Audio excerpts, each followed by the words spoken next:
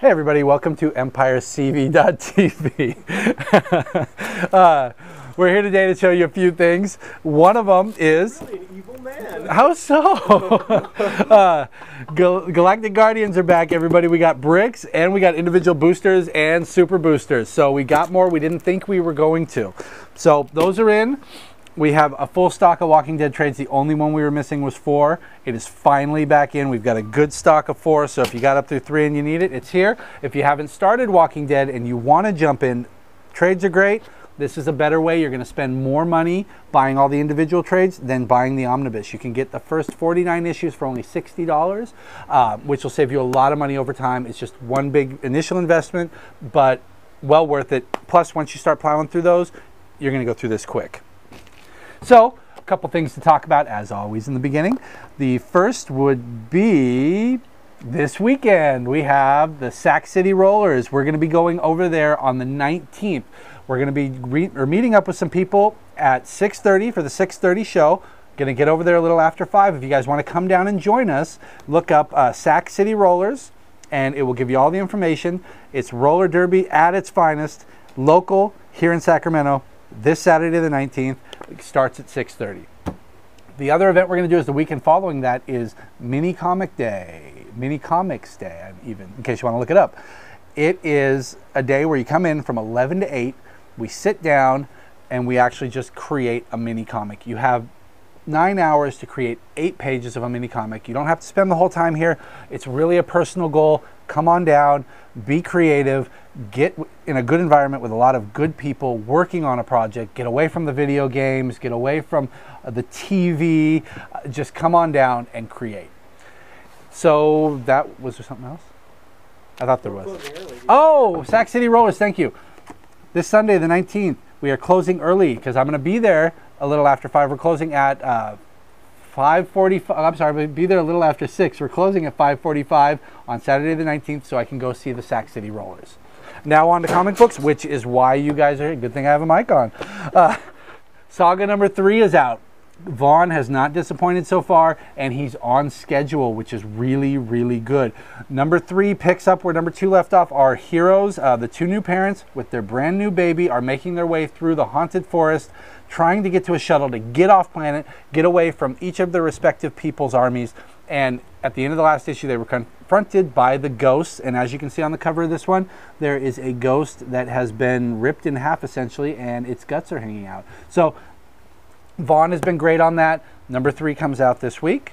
There's actually a couple for Marvel. There's point ones. They're little jump-on points. We got a Hulk 7.1 and a Fantastic Four 605.1. Hulk 7.1 takes off where the last one left off. Spoiler alert, skip ahead 30 seconds. In the last one, Banner was killed by a gamma bomb of his own design. Hulk survived, and he's now on his own because Hulk and Banner have been completely separated.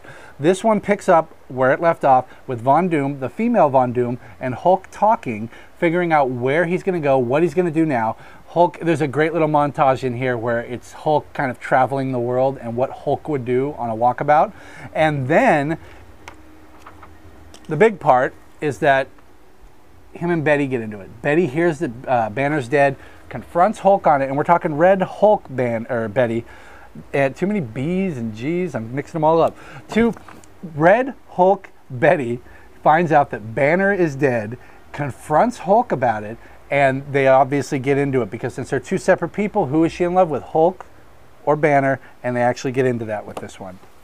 Supergirl, if you guys have not been reading, actually most people have been. It's been a really good seller. I've really been enjoying it. Kara is here on Earth. She still cannot speak English. She's kind of run away from Superman. She's on her own. She found her way to the big city, met a friend who conveniently had linguistic powers like Cypher and could understand her. Her first friend, unfortunately, turns out to be Silver Banshee, and things go downhill from there. Silver Banshee was revealed at the end of the last issue. This is where it picks up. Silver Banshee's been running from her father, who is the Banshee, and he wants her back. So it's Supergirl, Silver Banshee versus her father.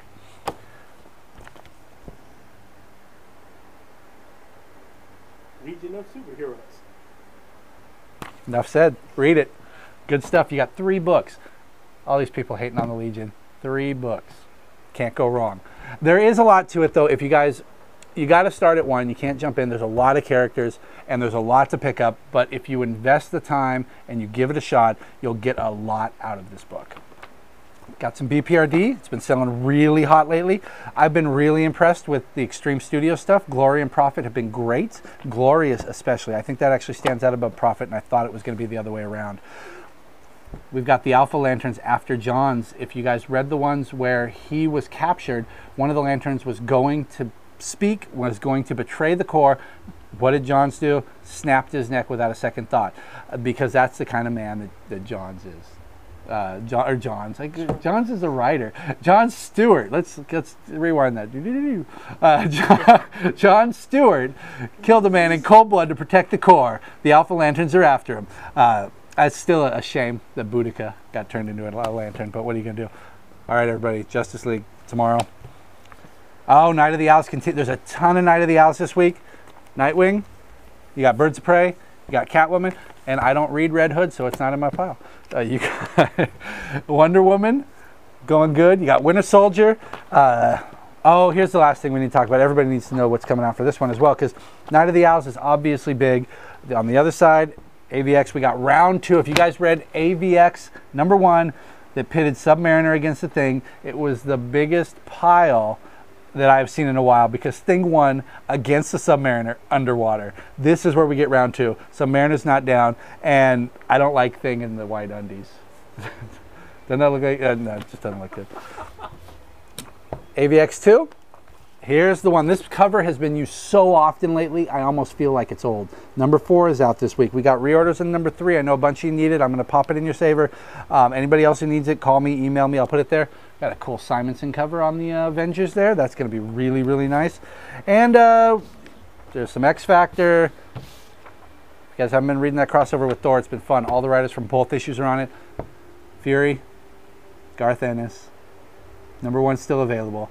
This book brings a smile to my eyes, or my mouth, and a tear to my eyes. Thank you very much, you guys. I hope that you guys have a great week. Hopefully you'll come down and see the roller derby with me. And Diablo 3. Can't wait to get home tonight. Thank you. That's it. Hey everybody, how you doing? Welcome to EmpireCV.com. Important question of the day. Do you tip for takeout? All right, let's start over. I want to find out the answer to that, though. Okay. Start over. Start. I think that's a good question, though, because I kind of vary on that. It's like, sometimes I do and sometimes I don't.